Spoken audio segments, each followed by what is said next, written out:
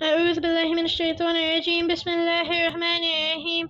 For them there is a bed from the Jahannam, and over them there are coverings, and this is how we recompense the sinners. Sorry, not sinners, transgressors.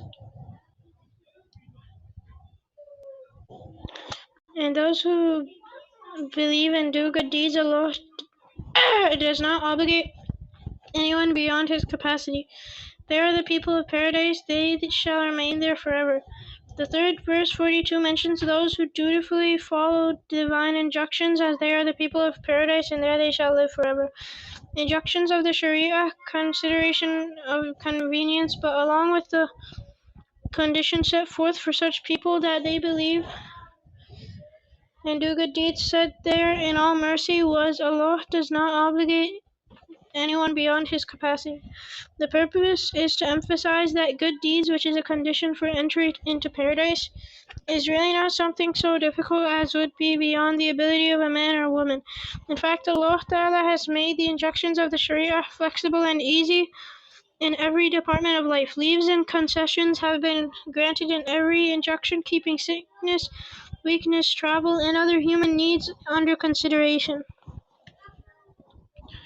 According to Tafsir al-Bahr al-Muhit, when human beings were commanded to do good deeds, the likelihood existed that they might find this a little heavy on them, since doing what is good and required everywhere and under all conditions was beyond one's capacity. Therefore, this doubt of theirs was removed through these words, which ensure that the injunctions of Allah are given keeping in view the various stages of human lives, and that they are appropriate to prevailing conditions in all circumstances, for all time and all places. With such comprehensive consideration working behind these injunctions, acting according to them should not be difficult at all. For its people, a paradise minus malice. In the fourth verse, 43, two particular states of the people of Jannah have been identified. The first one finds mention in, and we remove whatever of malice they had in their hearts. Rivers will flow beneath them. Excuse me, shukran. Bismillahirrahmanirrahim. According to Sahih al-Bukhari, when believers would have crossed the bridge of Sirat and their deliverance from Jahannam would have become certain, they would be stopped over a bridge between Jannah and Jahannam to remove their malice first. If someone had some grudge against someone, or ill will, or heartburn on the loss of a right, all that will be mutually settled and washed off for good right there. So when they go to Jannah, they will be free of malice, hatred, animosity, and other personality disorders of the kind. It appears in Tafsir Mazhari that this bridge will obviously be the last part of the bridge of Sirat, which is close to Jannah. Allama al-Suyuti has also opted for this approach. Then comes the issue of settling rights. It goes without saying that any loss of rights cannot be compensated by money, for nobody would have it there. Instead of that, in accordance with a hadith in al-Bukhari and Muslim, this payment will be made in the currency of deeds. Lost rights will be compensated by giving the deeds of the usurper to the owner of the right.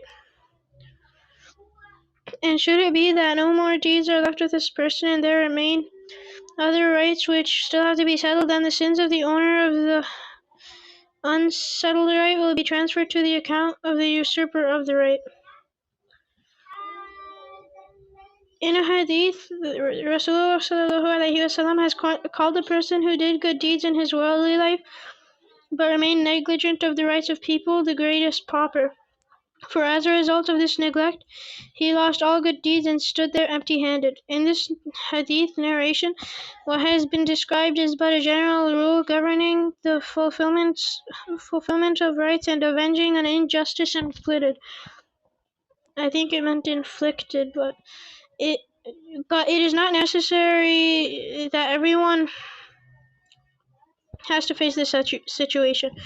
In fact, according to the report of Ibn Kathir and Tafsir Mazhari, possible there would be the situation that no one settles scores and takes revenge, yet mutual malices get to be removed without anything like that. This is what appears in some narrations. When people would have crossed the bridge of Sirat, they would reach a stream of water and drink from it. The property of this water will be such as would remove all mutual malice from the hearts of all of them. While commenting on the noble verse, and their Lord will give to them to drink a pure drink. 76:21 Ayah. The tafsir of this verse given by Imam al-Qurtubi is not any different when he says that washed away from this water of Jannah shall be all grudges and hearts. After reciting this verse, Sayyidina Ali al-Murtada once said, I hope that we, Uthman and Talha and Zubair and me, shall be among those whose hearts will be cleansed of malice before the entry into paradise. Ibn Kathir. These noble souls named here had their mutual disagreements during their lifetime in the world, which had reached the limits of war.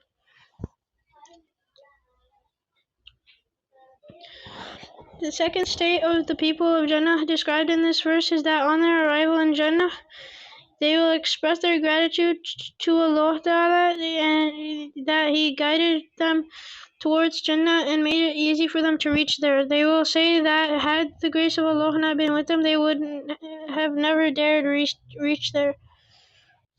This tells us that no one can go to Jannah by personal effort alone unless the grace of Allah Ta'ala makes it possible for the aspirant.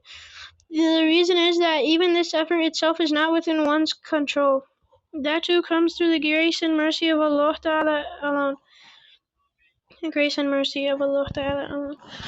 Guidance has degrees, the last being entry into paradise.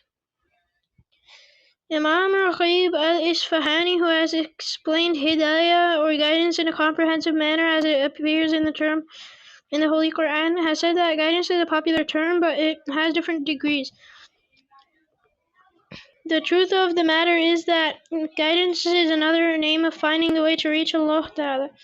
Therefore, the degrees of achieving nearness to Allah are many and different and unending. Similarly, the degrees of guidance too are extremely varied and different from each other. The lowest degree of guidance is deliverance from kufr and shirk and having iman.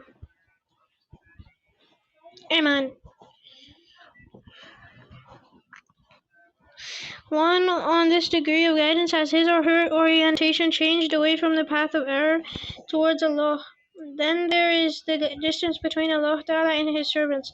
This distance takes a journey to cover, and every stage so covered has degrees, which is called hidayah or guidance. Therefore, guidance is a need. At no time can anyone claim not to need it, not even prophets and messengers of Allah Ta'ala, subhanahu wa ta'ala. For this reason, Rasulullah sallallahu alaihi wasallam not only taught his people the lesson of guide us in the straight path, but he himself kept making this prayer because there is no end to the stages and ranks of nearness to Allah, so much so that entry into the paradise mentioned in this verse has been identified as hidayah or guidance, for this is the last station of hidayah. Those interested in reading more about the implications, meaning, and degrees of guidance may see Ma'riful Quran, English translation, Volume 1, pages 72 to 77.